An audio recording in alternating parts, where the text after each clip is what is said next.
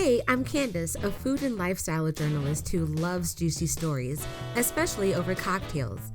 There's something about a great drink that makes people pour out their soul, and bartenders are all too familiar with that. And he goes, hey, she's really pretty over there. He's like, but I don't really talk to girls. What am I supposed to do?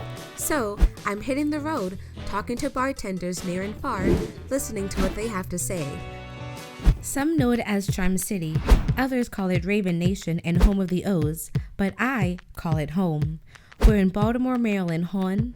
Today, we'll meet Josiah at the Ready Room cocktail bar of the Old Line Spirits Distillery. Josiah will share a story about an intense bar smackdown, plus he'll serve up the one-and-done Liberty Risk cocktail. There's so much in store. Let's go.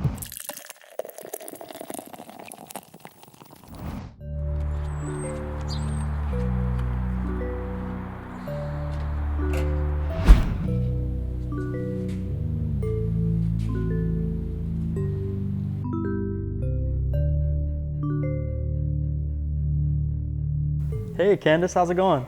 Pretty good, how about you? Can't complain, another day. Very good, very starting out lit, literally. This is super impressive. Thank you. What is it called?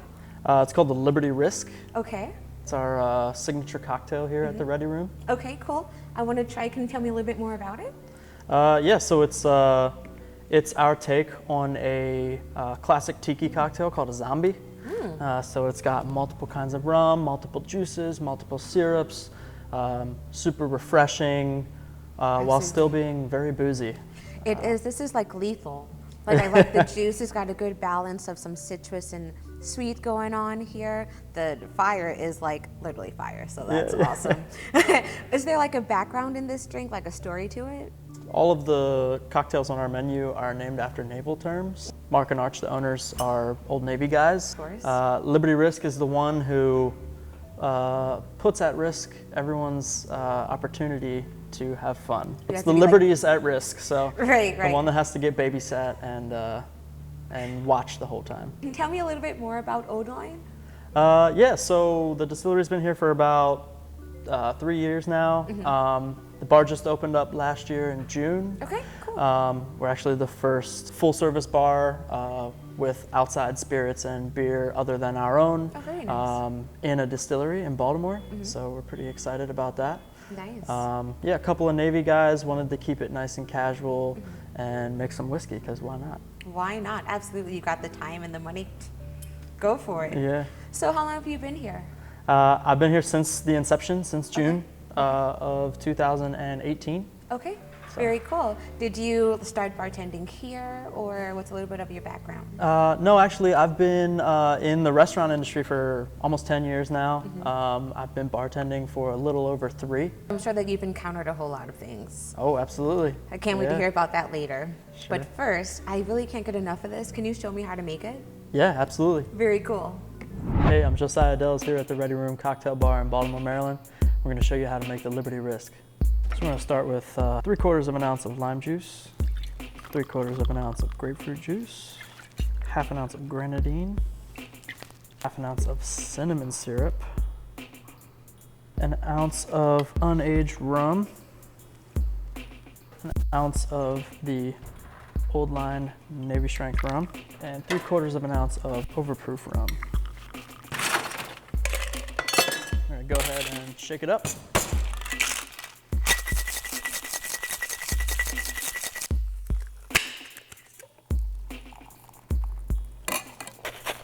So being a tiki drink, this is served in a coconut. Just going to fill it up with some crushed ice.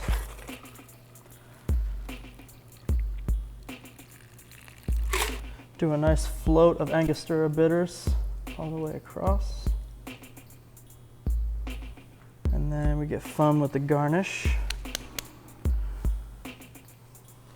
A couple dehydrated wheels of lemon and lime, a little bit of thyme, a little bit of mint, nice pretty flower, and then our lime boat, which we're then going to fill with about 1/4 ounce of overproof rum. And we're just going to finish the Liberty Risk off with a little bit of flame and theatrics. Liberty risk. Super excited that we can now sit down, chill and relax, do a little bit of chatting. What are we sipping on right now? So this is the Old Line American Single Malt Whiskey. Okay. It's all malted barley. 10% of that is a deep kiln roasted barley. So Cool. It kind of drinks more like a bourbon. Very oak forward, not just Scotch like everyone likes to assume. So I know that you've been in the service industry for like about 10 years now, and you've seen a whole lot. Yeah. Is there anything that kind of like sticks out with like crazy unruly customers or anything like that within your experiences? Yeah, I can definitely think of at least one instance where it was just like a regular Friday night. Okay. Everything was going as it normally does on Friday night. I had 2 guests walk in, 2 ladies, dressed up a little bit, little skimpy dresses and some high heels. And Oh, we know where they were going. I'm gonna assume the club. Okay, Can't say for yes. sure, but that's my assumption. I guess they just came in to kind of pregame with us. Maybe they had already been pregaming. I can't say for sure. Okay. But I could tell from the moment they sat down, the way the interaction began. You know, it's always, hey, how you doing? Welcome to our place. Would you like to look at a menu? What you got that's sweet? Yeah. I have some things. I have some sugar substances back here that can be mixed into a drink for you. I kind of walked them through the menu. They didn't seem too receptive. I was able to sell one of them on a menu drink. The other one, I just kind of made something. The gal who had the menu cocktail, after about 10 minutes of kind of like sip, push, kind of looked at me and was like, I don't like this. And I said, well, all right, vodka sour with raspberry liqueur it is. Right. Got her straight. They seemed to be fine. They were kind of chatting with each other. My coworker who had opened that day was getting ready to get cut. So when it's time to get cut, you break down your well, you clean everything up in your station, you get out. You pull up your grates, which are kind of at the edge of the bar, closer to the bartender. She pulled up her grates, and what we normally do is like hold up our rag and spray sanitizer in the grates before we wipe it down. We hold up the rag just to make sure, you know, spray onto the bar right near your food and stuff like that. And so she must have held it a little too high and maybe gotten a drop or two, an inch or so past the rag. And these ladies, whether they were looking for a fight or not from the beginning, took exception to it. Uh-oh. Right away, I could see that they kind of started giving her the stink eye, kind of looking at her, talking to each other, looking at her, and I was like, well, this is about to happen. Yeah. So a couple minutes go by, next thing I know, my coworker's over there trying to finish up. They start talking to her. I start to see some neck popping going on.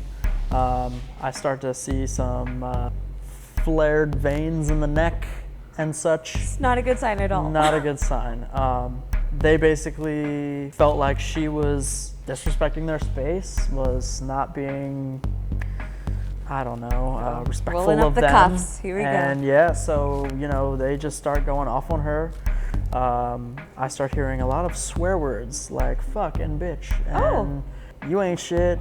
I'm not from here. We from DC, bitch. They're getting crunk. Baltimore ain't shit. These ladies were not having it. My coworker is moderately loudmouth. I hope she doesn't get too upset by that. Philly native. She expresses herself passionately. Very passionately, Absolutely. with a lot of hand gestures, select words. boisterous. She starts to get a little heated. Myself and another coworker had to kind of step in and kind of just stand between them and say, hey, just walk away, go to the back, get out of here, like just walk away. Right. Well, these ladies still weren't having it, and eventually it just kind of reached the next level. It went from 0 to 100. Oh, crap. They started throwing things around, screaming, fuck Baltimore, fuck this place, y'all motherfuckers ain't shit, y'all know how we do it down in DC, and I'm like, well, you're in Baltimore, so whatever. you should have just stayed in DC if it was that bad. My manager comes up to them and says, hey ladies, you know, obviously, at this point, I'm gonna have to ask you to leave, like, what the fuck are you doing? You need to leave. And so they start kind of making their way out, sort of, well, fuck her, and they said to him, fuck you too, I'll fuck you up. On the way out, they're flipping chairs down on the floor. Shut up, We are have you like a little serious? free newsletter thing that they just knocked the whole thing down. Punched a guest on the way out, apparently. Some What? Out of poor, control. innocent bystander trying to come in just for a nice evening with his family.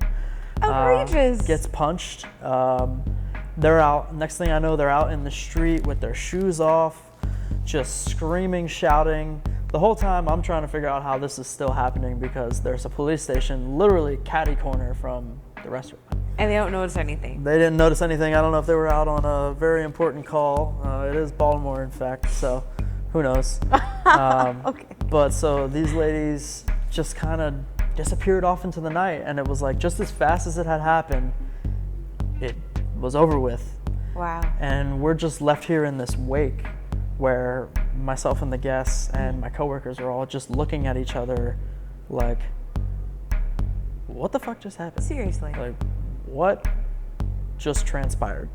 You always have that mindset like, well, what happens if something pops off? Like, what do I do? How do I handle it? Seriously. And you always yeah. think that you're gonna have control of the situation Right. until it actually happens. And then you're just caught in it, Like deer in the headlights, like trying to figure out what the hell is going on. So it was definitely the craziest experience I've had between a guest and a bartender. yeah, like it sounds like they were looking for trouble. Well, Charm City did very well in that situation, so cheers to that. Cheers.